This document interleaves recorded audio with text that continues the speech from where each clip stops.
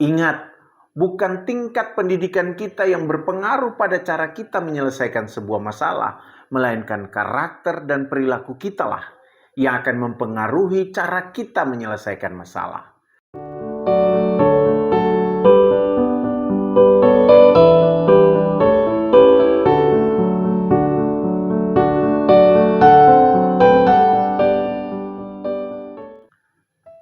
Setiap orang tua sudah seharusnya menunjukkan rasa cintanya kepada anaknya.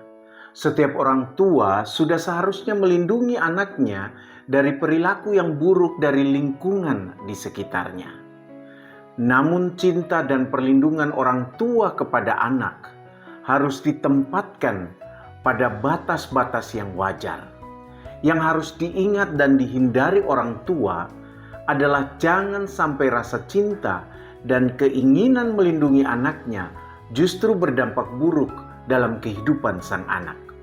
Di samping itu, orang tua juga harus menolong anak untuk bisa mengatasi masalahnya sendiri dengan baik agar anak tumbuh dewasa dan juga disiapkan untuk menghadapi setiap masalah yang ada di dalam kehidupannya. Peristiwa yang dialami Ivan Sugianto yang ingin menunjukkan rasa cinta dan perlindungannya terhadap anaknya justru berdampak buruk bukan hanya bagi Ivan tetapi juga bagi kejiwaan anaknya. Ketidaksetujuan Ivan terhadap bully yang dialami anaknya ditunjukkan dengan cara memaksa seorang siswa bersujud dan menggonggong seperti anjing. Ivan bahkan tidak membiarkan sekolah menyelesaikan masalah ini dengan cara yang baik menurut sekolah. Ivan lebih menggunakan caranya sendiri dalam menyelesaikan masalah yang dihadapi anaknya.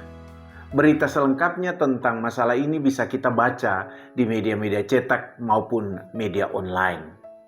Parenting kali ini ingin mengajak kita orang tua untuk belajar dari peristiwa tersebut agar bisa menjadi orang tua yang bijak dalam menghadapi masalah yang terjadi terkait dengan anak-anak kita.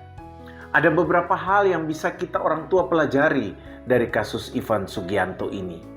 Yang pertama, siapapun kita, apapun status kita atau jabatan atau kedudukan yang kita miliki, jangan pernah orang tua menunjukkan sikap arogan dalam menyelesaikan sebuah masalah. Apalagi kalau masalah itu merupakan masalah di antara anak-anak. Apalagi jangan pernah orang tua menggunakan cara-cara kekerasan dalam menyelesaikan masalah yang terjadi di antara anak-anak. Yang harus dilakukan orang tua adalah mendorong anak untuk berani menghadapi masalah itu dan menyelesaikannya dengan cara-cara yang baik. Jika anak memiliki rasa takut untuk menyelesaikan masalah tersebut, jika itu terjadi di sekolah, maka dorong anak untuk melaporkan masalah itu kepada guru atau pimpinan sekolah untuk membantu menyelesaikan masalah tersebut. Jika itu terjadi dalam komunitas masyarakat, laporkan ke tokoh masyarakat untuk membantu menyelesaikannya. Yang kedua, orang tua bisa juga melaporkan atau membicarakan masalah ini dengan pihak-pihak tertentu, misalnya sekolah atau pengurus kampung atau komunitas, dan mendorong mereka untuk menyelesaikan masalah tersebut dengan cara-cara yang baik dan benar yang menunjukkan bahwa cara penyelesaian masalah tersebut adil, baik untuk korban maupun juga untuk pelaku.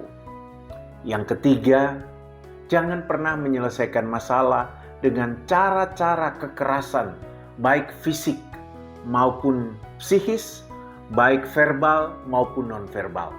Bahkan sekalipun kita berada di pihak yang menjadi korban. Menjadi korban bukan alasan untuk kita bisa melakukan apa saja sesuka hati kita kepada pelaku. Anak-anak juga harus didorong untuk tidak menggunakan kekerasan dalam menyelesaikan masalah yang mereka hadapi. Bahkan upaya melindungi diri dari tindakan kekerasan yang dilakukan oleh pelaku harus tetap dilihat sebagai upaya untuk melindungi diri, bukan sebagai cara untuk berbalik melakukan kekerasan kepada orang lain. Yang keempat, kedepankan penegakan aturan atau hukum yang ada tanpa upaya main hakim sendiri. Cara-cara yang orang tua gunakan jangan sampai menimbulkan ketakutan atau trauma pada pihak yang lain. Jangan juga melibatkan orang lain dalam penyelesaian masalah tersebut. Misalnya membawa pihak-pihak lain yang tidak ada hubungannya dengan masalah tersebut, yang nantinya bahkan akan memperkeruh suasana yang ada atau masalah yang ada.